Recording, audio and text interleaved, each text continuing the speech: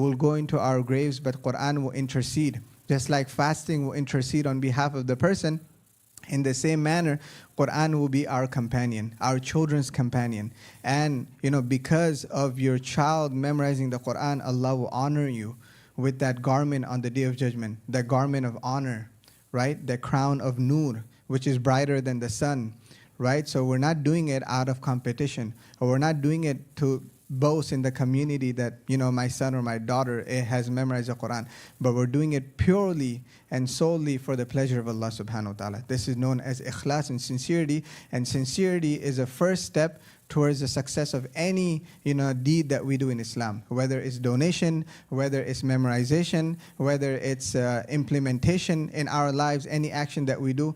All of that, the first thing starts out with the niyyah and with ikhlas and with sincerity. So inshallah, we should keep that in mind that, inshallah, if not all of my children, then at least one from amongst my child, I'll make them, inshallah, the Hifdh of Quran.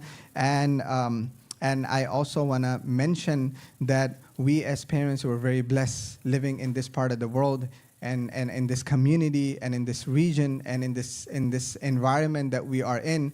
If you look back 20 years ago, 30 years ago, when we were growing up, we didn't have any Islamic schools, right? All of this Granada and Ilm Tree and Ilm Academy and all of these started popping up about 15 or so years ago. But when we were growing up, we didn't have an option of, especially, at least me, I can speak for myself, that when I started the Hifdh journey in 2003, 2004, I was in homeschool, right? And so I completed when I just started my high school. So I was going into 9th grade, and just before that, around Ramadan time, I finished. So it took me about 3 years. And so I was in homeschool, but I was kind of lagging behind because, homeschool is very relaxed. You all know as parents. So my father, he said that, I will put you in public school because I want to make you go through a little bit of pressure, right? I want you to be on top of your game with your homework and stuff. So I was never exposed to public school, right? And so I grew up in San Francisco, so in one of the very challenging, so to say, high school. And our neighborhood that we were living in was not so great. So first day into high school, being exposed to public school, the environment I experienced there was something so shocking to me. The way the children, the students used to speak to the teachers, and like the sheer disrespect that was taking place. And then I was just a fresh Hafiz, right? And I'm seeing all of this, and I said in my Hifdh class, I never spoke to my teacher like this. What gives them license to speak to our, because at the end of the day, mu'allim, a teacher is a teacher. It doesn't matter whether they're Muslim or they're not, right? So I said that what a blatant disrespect taking place in front of me. And there were a lot of children in our class, and only 1 or 2 or 3 would pay attention. Other than that, there were a group of students who would just come and give hard time to the teacher. And teacher would have the phone ready to call the security. As soon as the class starts, the teacher would say, okay, write this down. And they start giving hard time to the teacher. Teacher would call the security, and then the security would escort the kids out. Children bringing guns to school, bullying and bad words and swearing, all of this. So I looked at the sky and I said, Allah, what did you put me through? This is not something that I signed up for. And then so I put up through that environment, and I said, if I don't get out of this environment as soon as possible, my iman, my hifz, my Quran, all of that is going to go out the window, right? And I'm going to become like them, because people are affected by the environment that they're surrounded by. So I made dua to Allah. And then after finally 2 years of making dua, there was a launch of Alim course, right? And then so my dad said that, do you want to get enrolled? There was no force from any of my side or from my parents' side. There was no force. It was out of my own will and desire that I wanted to get out of that environment, because had I continued, maybe I would not be a Muslim. It was very difficult. It was very difficult. And a lot of my friends, I can see them going in that different direction. I would just say I'm standing here because of the tawfiq from Allah subhanahu wa ta'ala, or the acceptance from Allah and the hidayah from Allah, whatever you want to say. So alhamdulillah, this is my little bit of journey, and that's how I was exposed to the Alim course, and then did the first 4 years in San Francisco. And then our teacher came to drop us off to South Africa because he had graduated from South Africa, so we completed there. And then, that was my little journey, alhamdulillah. So we're going to move on to the third page, which is Zaytech Academy Hifdh program. We want to welcome you here. And alhamdulillah, this is about 10 pages, so I'm not going to spend much of time. I'm going to go through each page 2-3 minutes, inshallah. But this is a tradition that's been going on for 1400 years.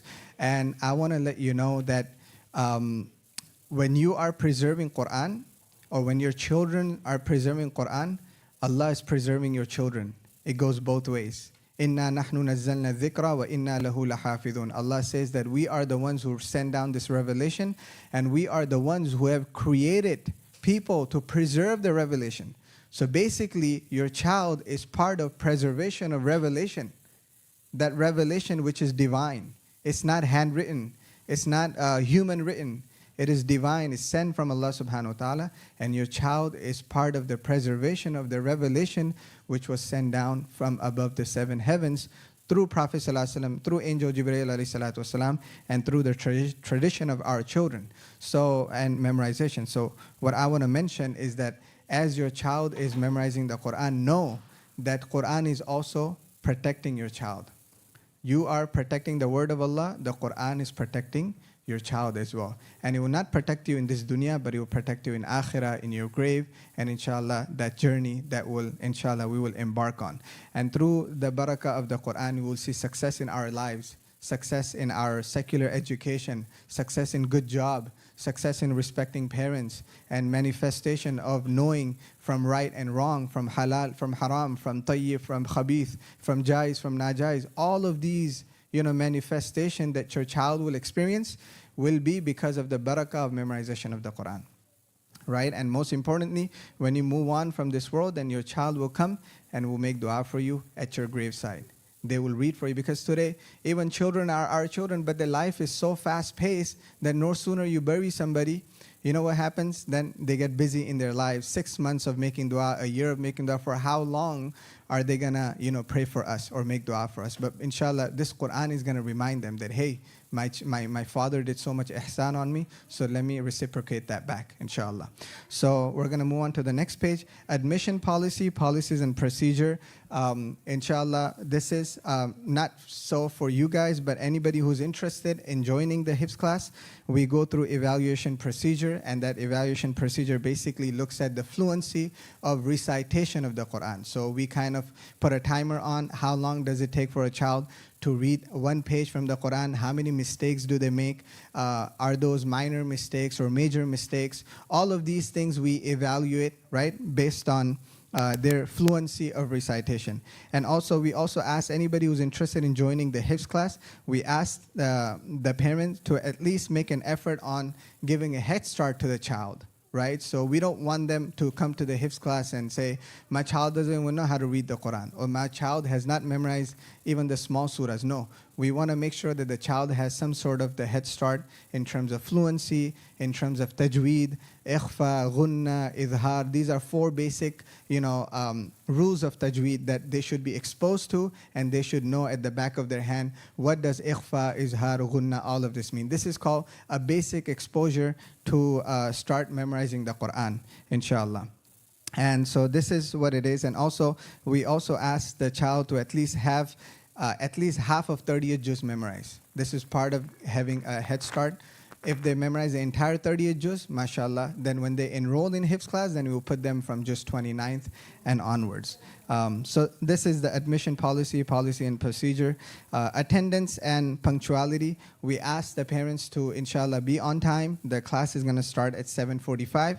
I'll give you a detailed breakdown of the class. But attendance and punctuality is very important. Consistency is very, very important. And consistency comes from accountability. If there is no accountability, right, then there will be no consistency. But inshallah, if you hold yourself accountable, more than children, if you hold yourself accountable that this is 3 years of hard effort, this is 3 years of hard work, right? When I enrolled, I'm talking about myself, that when I started the first day of Hifdh class, my cousin was getting married, right? And it was also the time for me to memorize sabaq. So I had to choose, should I go to my cousin's wedding and sacrifice that time, or should I memorize my sabaq? I had to choose between the two.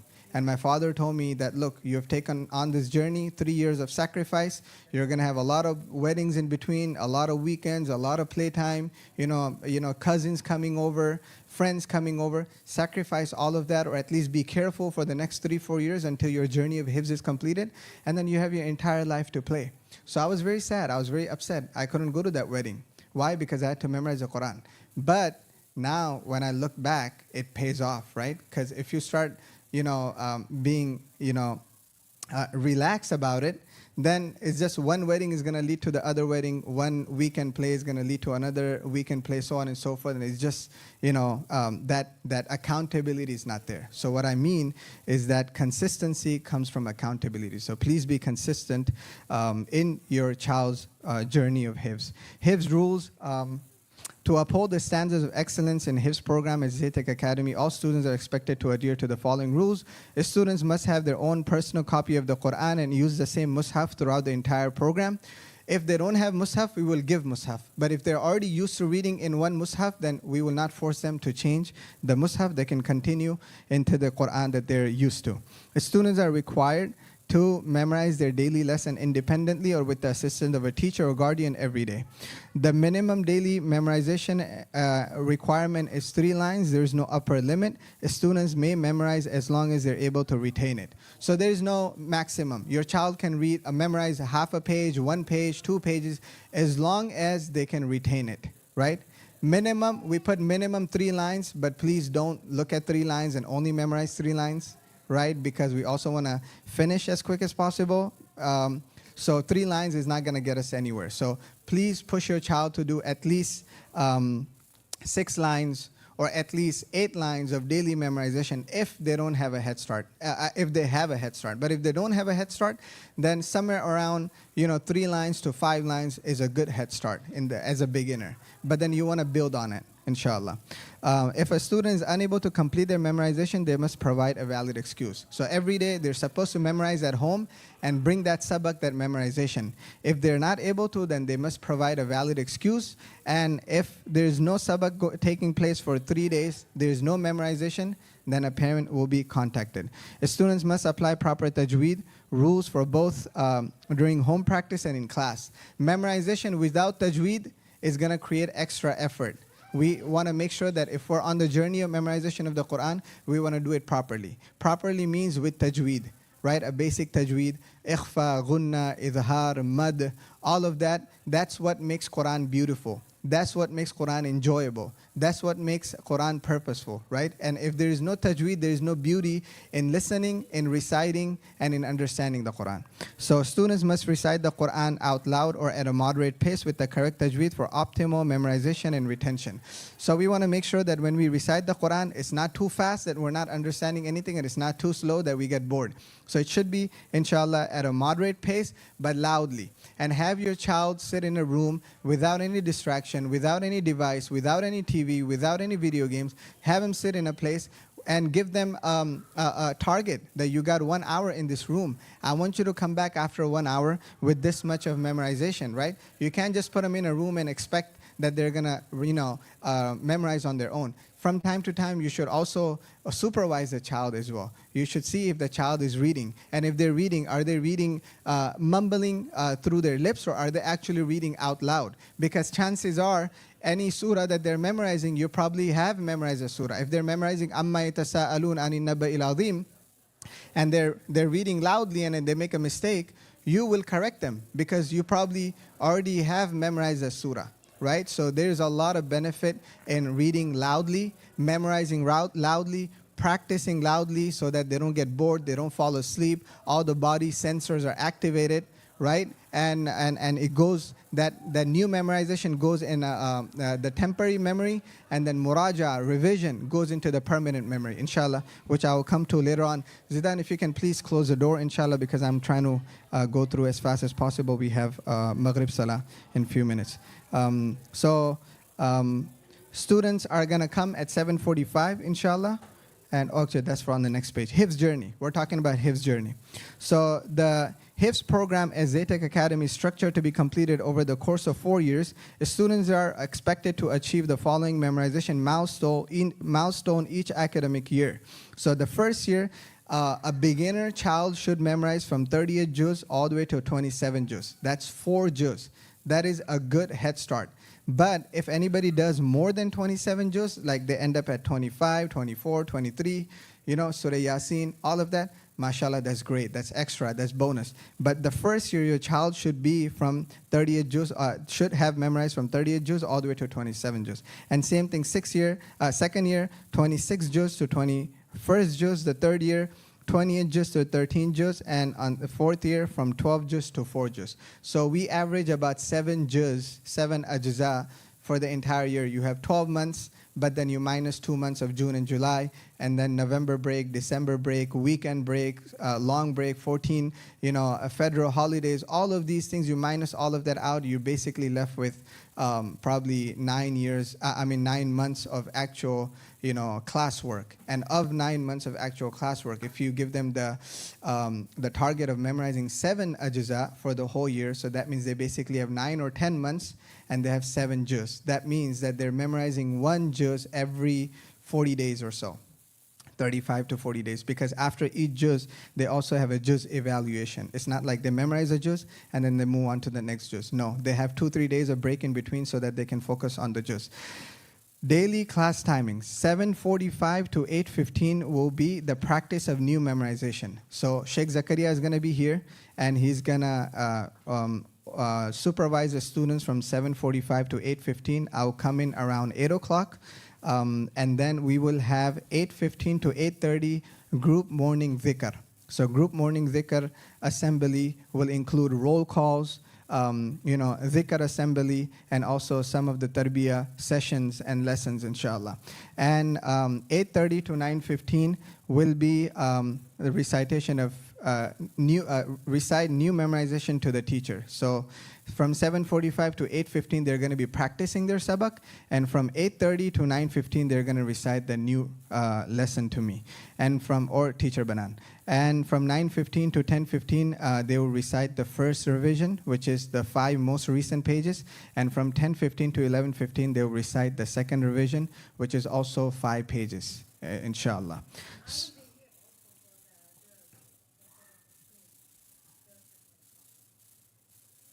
Yes. Our sister Banan is also going to oversee the girls' Hifdh program. So if you have any questions, please refer to Sister Banan. And whatever I'm saying here, same thing goes for Sister Banan. So she's equally included in my presentation here today, inshallah. And guidelines for the best results, of course, helping your child succeed in their Hifdh journey, ikhlas and sincerity, dua and prayer, رَبَّنَا هَبْ لَنَا مِنْ أَزْوَاجِنَا وَذُرِّيَّاتِنَا قُرَّةَ أَعْيُنٍ وَجَعَلْنَا لِلْمُتَّقِينَ إِمَامًا. Read the dua, read the Quran, blow it on your child, and make dua for the success. Our efforts without the dua is nothing, right? We need divine help because this is a divine book from Allah subhanahu wa ta'ala, so we also need divine assistance and help from Allah subhanahu wa ta'ala. And of course, Quran will also be our companion, not only in this dunya, but in the subsequent stages of akhirah as well. The Hifdh class is divided into 4 parts and 4 categories. This is what I want to make sure that if you don't know what Hifdh class is like, and you want to understand what exactly is Hifdh class, this is what Hifdh class is. New memorization is from 8:30 to 9:15. So whatever they're memorizing at home, they're going to read it to us. And that's going to be from 8:30 to 9:15. So they have 45 minutes to recite their sabak. They memorize probably 5 lines, 7 lines, 10 lines, the whole page, right? We want to make sure that before they come here, or at least before 8:30, they're ready with whatever they have memorized. And they're, inshallah, going to read to the teacher and they're going to pass. Recitation is one aspect of it, but passing the sabak is also the second aspect. You can read, but chances are there is mistakes, right? So reading, reciting, and passing as well, inshallah. And first revision. First revision is going to be from 9:30 all the way till 10:15. So they have another 45 minutes to an hour for the first revision. And first revision is basically whatever they have memorized most recently. Let's say the memorization of the last 5 days or 7 days. It could be 5 pages, right? So all of those, right, will be included in the first revision. So they have to read at least 5 pages of first revision, which is the most recent memorization, so that they don't forget that, inshallah. And second revision is the juz that they've already completed. So let's say if your child has already memorized 5 juz, then 30th juz, one juz, which is the 30th juz, will be the door or the revision, right? And then 29 juz will be the second juz of the revision. 28 juz will be the third juz of the revision. 27 juz will be the fourth juz of the revision. So we're going to keep on rotating in between these juz so that they don't forget it. This is called second revision. And once a new memorization is completed from beginning till the end, so from beginning of the juz until the end of the juz, once that juz is memorized, now there is juz evaluation. So that's number 4. Juz evaluation is upon completion. So once they complete the juz, then we give them at least 3 days or 4 days to go through that juz, make it more stronger, and also come back to us and recite that off of memory as well. So our core memorization philosophy is that memorize once, remember forever. So to stay strong in Hifdh programs, students must show progress and steady improvement. The key is to memorize new lesson well the first time so second revision becomes easier and lasting. The whole thing about Hifdh is to memorize and to put it from your temporary memory into your permanent memory, right? So you're memorizing, right? If you memorize, and you memorize, let's say your memorization is very fresh, that is, chances are that it's in your temporary memory. But when you do the first revision, when you do the second revision, and you keep on revising, then it goes from your temporary memory to the permanent memory. That's how, you know, you retain the juz or the Quran or the surah for a longer amount of time, right? So how do we memorize Surah Fatiha? We memorize Surah Fatiha because we learned Surah Fatiha and now we keep on repeating it. So Surah Fatiha is so easy for us because Imam reads it, we read it. Whenever we read Salah, we read Surah Fatiha. So the more you repeat something, the more you retain it in your permanent memory for a longer amount of time, inshallah. And children should memorize their daily lesson at home. So they should memorize at home, not in class, and come to class prepared to recite it to the teacher. They should recite the new lesson to the teacher within the first 45 minutes of the class. So it's not like we have 2.5 hours or 3.5 hours of class. They have 3.5 hours just to do memorization. No, the class is divided into 3 parts. The first part is new memorization, which should be done within the first 45 minutes of the class so that they can move on to their first revision and then second revision as well. So there are goals to pass the first memorization, which is less than 2 mistakes. So because if the memorization is strong, then their first revision will be strong. If the first revision is strong, then the second revision will also be strong. So we're strict in terms of memorization, and we want the memorization to be really, really strong because it's a chain reaction, right? If memorization is strong, the juz will also be strong. If the memorization is weak, the juz will also be weak, and the Quran will eventually become weaker, right? So we focus a lot on memorization as well as the first revision and second revision. So please make sure that your child shows steady progress, right? One day of mismemorization, we will let it go. We understand there's a lot of things going on with the parents. You guys are also busy. You have multiple children, some of you, and we know there's a lot of things that are going on with you. So we will let it go if it's once or twice, but consistently missing the memorization and sabak, it's not hurting us, it's only hurting your child, right? So please be on top of your game when it comes to your child's Hifdh journey. Like I said, it's just 3 and 4 years of sacrifice on your part, but the end result and the reward is, mashallah, everlasting. Brother Khalid, how are we doing with time? Okay, we got 5 minutes? Okay, that's tough. Some of them have to go, so yeah. So inshallah, I'll try to... so tips to support at home, inshallah, please go home and go through this, repeat, keep on repeating, inshallah. Have your child repeat 10-10 rule, amma yatasaalun, amma yatasaalun, amma yatasaalun, for example. As they repeat 10 times, then they get familiar with the word, and then they start memorizing the word, and they start going over it. Anin nabayil azim, anin nabayil azim. So use that 10 times to get familiar, and 10 times to recite off of memory. So 10 times first look inside to get familiar with the word, and then after that start memorizing. You can go home, inshallah, if there's any questions, you can ask me, but we also highly recommend before Fajr Salah at least, or after Fajr Salah, at least spend 15 minutes before coming to class here, because the memory is fresh, the atmosphere is, mashallah, great outside, and inshallah, the 15 minutes of effort after Fajr Salah is equal to like 45 minutes to an hour of effort, right, at the middle of the day or at the end of the day. So, so inshallah, keep that in mind.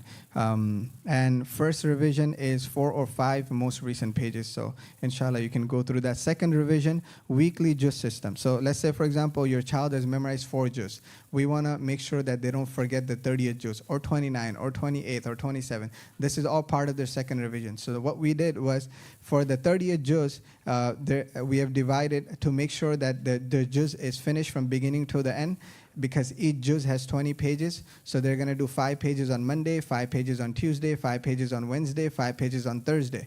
This is 20 pages right there, right? So by Thursday, your child's 30th juz is completed. And Friday is an extra day. In case if there are pages that are weak, so Friday is an extra day. Maybe your child was sick in the middle of the week. So Friday is an extra day as a cushion day, as a buffer day for them to go over the entire juz, inshallah. So we're going to be following that, the 5 pages daily review of juz system, inshallah. Examples of schedule for students who has memorized the juz. That I just summarize the example I gave you. Just juz evaluation. I explained the juz evaluation once it's completed. Staying consistent, I mentioned that. Encouragement for parents. You are your child's greatest support. By encouraging a daily routine and celebrating small achievements, you make a huge difference. The Hifdh journey is more than memorization. It's a character building. It's a journey filled with reward. This last page, inshallah. I want parents to understand this last page before we break for Salah. Memorization of the Holy Quran, how long does it take? Some people will say, 2 years. Some people will say 4 years. Some people will say 5 years. It takes the amount of dedication that you put in, the hard work that you put in, the amount of lines that you memorize. So if you memorize 2 lines daily for 5 days, Monday through Friday, it takes a person 7 years. If it's 2 lines daily for 7 days, it's 12 years. If it's 3 lines for 5 days, it's 11 years. If it's 3 lines for 7 days, it's 9 years. If you memorize 4 lines for 5 days, it's 8 years. 4 lines for 7 days is 7 years. 5 lines for 5 days is 6 years. 5 lines for 7 days is 5 years. 8 lines for 5 days is 4 years. 8 lines of memorization for 7 days is 3 years. 15 lines for 5 days is 2 years and 11 months. 15 lines for 7 days is 1 year and 8 months. So inshallah, when it comes to Hifdh program and memorization, there is no such thing as weekend. That's what I'd like to say. There's no such thing as days off. There's no such thing as long weekend. Yes, you can have your time off. Yes, you can enjoy and go out with the family and all of that. But at the end of the day, if you push your child to do memorization 7 days a week, then eventually, inshallah, that journey of Hifdh will be shortened. But if you hold on to the 5 days a week, maybe you want to hold on to the 5 days a week in the beginning as a beginner because you don't want to pressure the child. But as the Hifdh journey progresses, then please look into 7 days a week memorization. That will, inshallah, just when I did it, I was able to do it in 2 years and 8 months because for me, it was 7 days a week. It was not 5 days a week. For me, it was 7 days a week. It was, I would take my Quran, even if I go on a travel, even if I'm sitting on a flight 35,000 feet above the air, 37,000 feet, I'm still memorizing, right? Inshallah. So that's what it is that we want, inshallah, do it 7 days a week. So this, inshallah, ends our presentation. If you have any question, please, inshallah, ask me or Sister Banan, or we're breaking for Salah. Yes, go.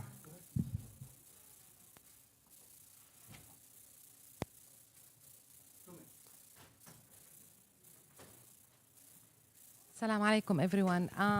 It's just, I just wanted to say, it's on you. You're not going to make your child memorize, but it's on you to create the time and the environment at home. So every day it has to be like at least hour and a half, the least. And Quran should be, their homework should be reviewed every prayer time. If they do that, it will become a habit for them. And my student and the parents of the girls' Hifdh, the first revision is previous lesson, the second revision is review. This is we are going to do, inshallah, more. More with the student, one-to-one. But because of the we don't have a lot of time. They have other classes, so every day the students still have to do a whole juz on their own. They're gonna be reciting 5. I just wanna clear the confusion. Reciting 5 pages to the teachers, but every day they have to read on their own their whole juz if they want to maintain whatever they're memorizing. Very, very important. Again, this year, inshallah, we're more strict on the homework, the timing of the homework, more strict on attendance, more strict on the time that the student attends. So, if you want to have, and I'm very sure you all want, your child to succeed in this journey. If you want to have that, please, work with us, and don't hesitate to, contact us for any question, if you want to clear anything. We still want. It's like we said, 30% on the student, 30% on the school, and 30% on the parents of this journey, inshallah. Jazakum Allah khair for everything for coming.